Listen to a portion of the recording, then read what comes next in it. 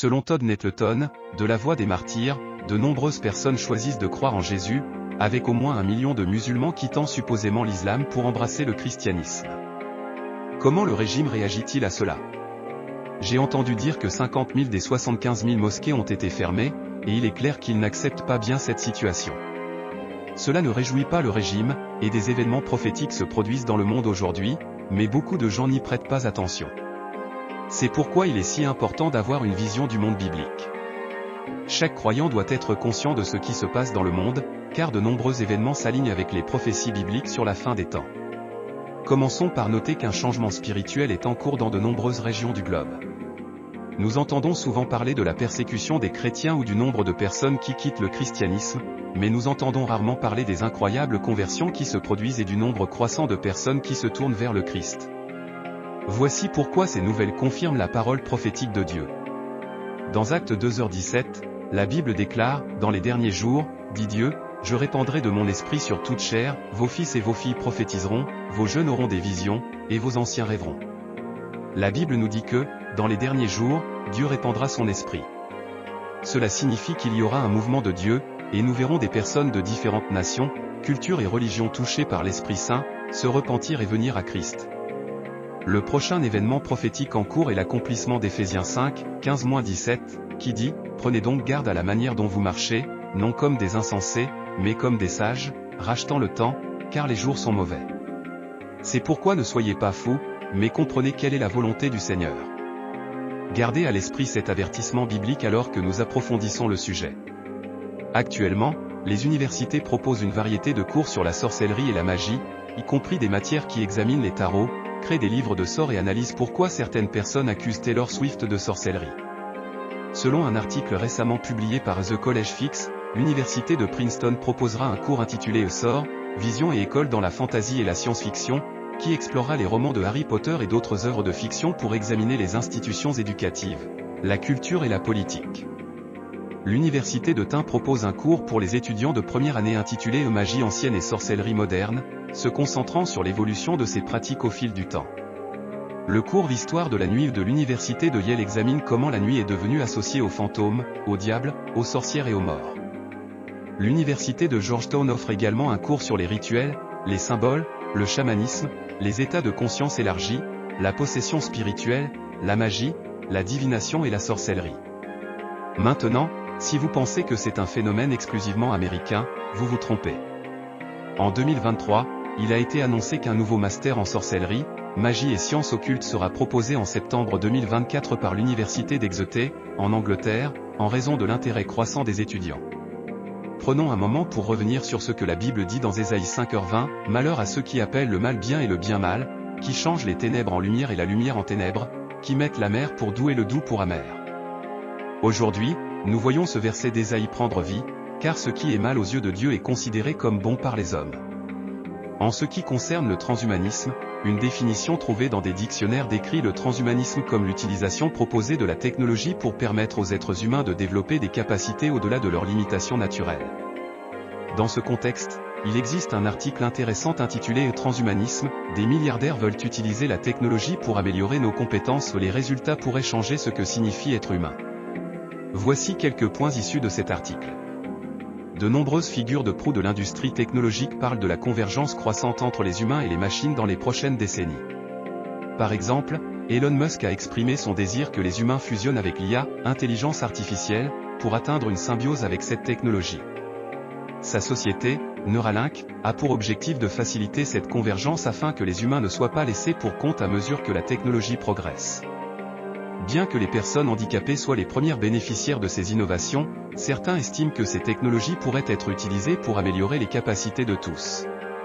Ces objectifs s'inspirent d'une idée appelée transhumanisme, qui est la croyance que nous devons utiliser la science et la technologie pour améliorer radicalement les capacités humaines et diriger notre propre évolution. Les maladies, le vieillissement et la mort sont des réalités que les transhumanistes cherchent à éliminer, tout en augmentant considérablement les capacités cognitives, émotionnelles et physiques. Permettez-moi de rappeler que la Bible dit dans Genèse 1h27, Dieu créa l'homme à son image, à l'image de Dieu il le créa, homme et femme il les créa. La Bible nous dit également que nous sommes faits de manière merveilleuse et étonnante. Mais examinons ce que fait le diable, il tente d'imiter ou de perturber l'œuvre de Dieu. Voici quelques exemples, Adam et Ève dans le jardin d'Éden. Dieu avait créé le monde et les êtres humains, mais le diable est venu pour corrompre et introduire le péché. Pensez aux anges dans la Bible. Ils sont adorateurs, messagers et guerriers, et ils servent Dieu. Cependant, nous sommes avertis que le diable se déguise en ange de lumière, essayant d'imiter Dieu. Dieu a également envoyé des prophètes, comme Élie, Jérémie et Ésaïe, mais la Bible nous met en garde que le diable sera la force derrière les faux prophètes, qui seront des loups déguisés en agneaux dans les derniers jours. Les transhumanistes défendent souvent 3 au super intelligence, super longévité et super bonheur. Nous pouvons voir que tout cela est détaché de Dieu. Je crois que cette philosophie du transhumanisme reflète l'aspiration humaine à être comme Dieu, essayant d'exercer un contrôle sur tout, y compris sur la mort. Le transhumanisme peut être présenté comme un moyen de créer une version améliorée de l'humanité, mais je soutiendrai que Dieu ne fait pas d'erreur. Il nous a donné exactement ce dont nous avons besoin quand il nous a créés, ni plus, ni moins. Enfin, je voudrais souligner la prévalence des faux maîtres dans les derniers jours. Il y aura un rejet total de Dieu dans ce monde. Tout ce que la parole de Dieu défend sera rejeté. Un temps viendra où les gens désireront se gratter les oreilles, recherchant un évangile qui leur promette des bénédictions sans exiger de repentance. Ils chercheront un évangile qui prêche la prospérité au lieu de la vérité et de la transformation spirituelle. La vie sacrificielle est quelque chose que beaucoup évitent aujourd'hui. Au lieu de cela, de nombreuses personnes préfèrent entendre ce qui flatte leurs oreilles, plutôt que l'évangile pur, qui pénètre dans le cœur et confronte tout comportement pécheur. Dans 2 Timothée 3, nous sommes avertis de la corruption qui augmentera dans le monde, indiquant une dégradation complète de la société. Les gens seront traîtres, impulsifs, calomniateurs, brutaux, désobéissants envers leurs parents, abusifs et sans maîtrise de soi. Il n'y aura pas de règles, d'absolus moraux ou de limites de quelque nature que ce soit, chacun fera ce qui lui semblera juste à ses propres yeux. Malheur à celui qui osera remettre en question les choix de vie de quelqu'un. Le verset 5 nous avertit que beaucoup auront une apparence de piété, mais renieront son pouvoir. La Bible nous instruit de ne rien avoir à faire avec ces gens. Nous vivons à l'ère des rebelles religieux, des hommes et des femmes qui semblent pieux, mais dont les cœurs sont remplis de péché et de tromperie. Ils poseront les bonnes questions, mais leurs actions suivront les mauvaises réponses. Certains citeront même les Écritures, mais leurs cœurs seront loin de Dieu et encore plus éloignés de sa parole. Avec tout ce qui se passe autour de nous, nous devons toujours chercher refuge dans la Bible. Dieu nous a déjà avertis de ce qui est à venir et des dangers que nous devrons affronter, mais il a également promis de nous couvrir, de nous protéger et de se battre pour nous, en tant que ses enfants. Par conséquent, nous devons adopter une vision du monde biblique, où nous prêtons attention à ce qui se passe dans le monde, mais où notre paix et notre foi en Dieu restent inébranlables. En parlant de son retour, dans Luc 17, Jésus nous dit de nous souvenir de la femme de Lot. Mais pourquoi nous souvenir d'elle? De tous les grands personnages de la Bible, pourquoi le Seigneur nous dit-il de nous souvenir de cette femme, dont le nom n'est même pas mentionné, connue simplement comme la femme de Lot? Jonas a fui le plan de Dieu et a fini dans le ventre d'un poisson. Noé a suivi le plan de Dieu et a été sauvé.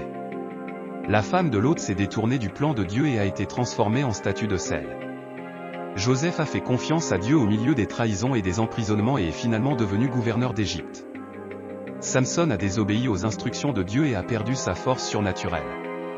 Josué a suivi le plan de Dieu et les murs de Jéricho sont tombés. Il y a de nombreux grands personnages dans la Bible, mais le Seigneur nous dit de nous souvenir de cette femme.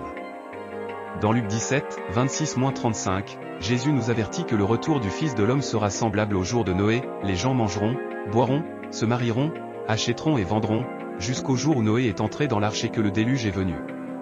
Tout comme au jour de Lot, les gens seront préoccupés par leur vie jusqu'à ce que le jugement de Dieu frappe soudainement. Jésus nous prévient, souvenez-vous de ce qui est arrivé à la femme de Lot. Si nous accrochons nos vies à ce monde, nous risquons de perdre la vie éternelle. La construction de ce monde prendra fin, et seule la volonté de Dieu perdurera. La femme de Lot est devenue un avertissement pour nous tous, ne vous attachez pas à ce que le monde a à offrir, car tout cela est éphémère et peut nous détourner du chemin de Dieu. Lorsque la femme de Lot s'est retournée, ce n'était pas simplement un geste physique, mais symbolique.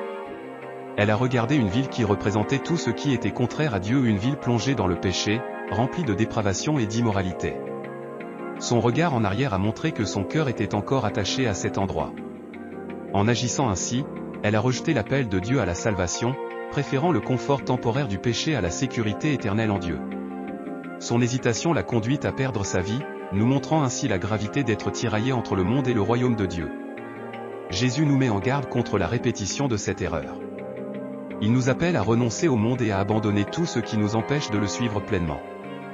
Dans Luc 17h33, il déclare « Quiconque s'attache à sa vie la perdra, et quiconque la perdra la préservera ». Cela signifie que si nous continuons à nous accrocher aux choses de ce monde, à sa richesse, ses plaisirs, ses philosophies ou ses normes, nous finirons par perdre la vie éternelle que Dieu nous propose. En revanche, si nous sommes prêts à renoncer à tout par amour pour Christ, il nous promet que nous obtiendrons la vraie vie, durable. Ce qui est arrivé à la femme de Lot nous rappelle clairement que mener une vie partagée entre Dieu et le monde est dangereux. Tout comme elle a été tentée de se retourner, nous faisons également face à la tentation de revenir à de vieilles habitudes, à des péchés et à des désirs mondains.